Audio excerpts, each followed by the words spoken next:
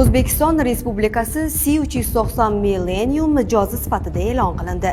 2026-yil 3-fevralda O'zbekiston havo kuchlari Markaziy Osiyodagi birinchi C-390 operatorlariga aylandi.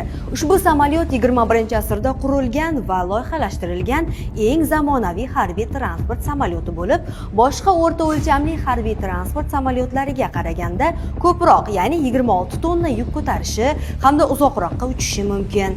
Xususan, u yuk va qo'shinlarni tashish, jihozlar va shaxsiy tarkibni havodan tushirish, tibbiy evakuatsiya, qidiruv-qutqaruv, yong'inga qarshi kurash va gumanitar operatsiyalar kabi keng ko'lamli vazifalarni bajarishi mumkin. Shuningdek, unda vaqtinchalik yoki asfaltlanmagan uchish-qo'nish yo'laklarida ham foydalanish mumkin. Ushbu Embraer 150 lik o'rindiqqa qadar tijorat samolyotlarining yetakchi ishlab chiqaruvchisi va ijrochi aviatsiya, mudofaa va xavfsizlik sohasidagi yirik global o'yinchidir. Kompaniya Amerika, Afrika, Osiyo va Yevropada sanoat bo'linmalari, ofislar, xizmat ko'rsatish markazlari va ehtiyot qismlarini tarqatish, boshqa faoliyat turlari bilan shug'ullanadi.